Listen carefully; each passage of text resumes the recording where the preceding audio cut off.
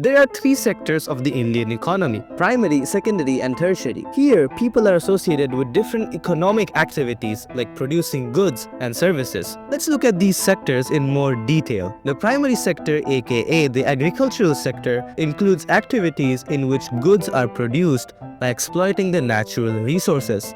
For example, there are trees. You cut the trees and now you have wood. We come to the secondary sector, aka the industrial sector. This includes the activities in which natural products are changed into other forms through manufacturing. So you had wood from primary sector, and now in secondary sector, you make that wood into something like a furniture. Now we come to the tertiary sector, aka the service sector. This includes the activities that help in development of a primary and the secondary sector. This sector does not produce goods, they provide services. The furniture from the secondary sector is sold to thousands of people.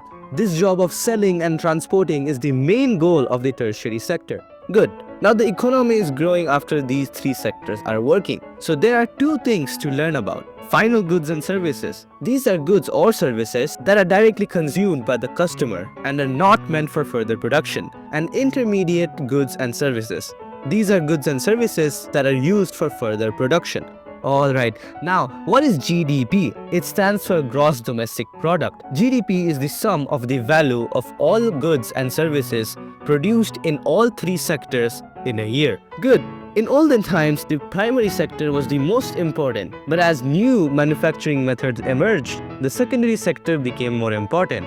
Then there was a shift from secondary sector to the tertiary. So the tertiary sector has become the most important in terms of production and employment. Now let's look at employment. More than half of the working population is engaged in primary activities. So more people work in the primary sector than actually needed. Everyone works less and their capacity to earn is less too. This is called underemployment. People appear to be working, but they work less than their potential. So underemployment, aka disguised unemployment, is the big problem for the sectors. Now forget the sectors for a bit. Now you have the people who work. These people are divided on the basis of working conditions and employment. There are two sectors in which they are divided. The organized sector are places where the terms of employment are regular. People have assured work.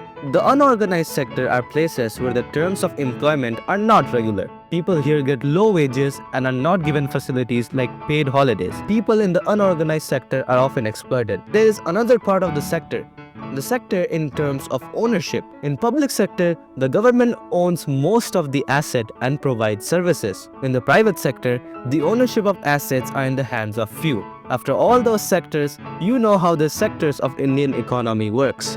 Thanks.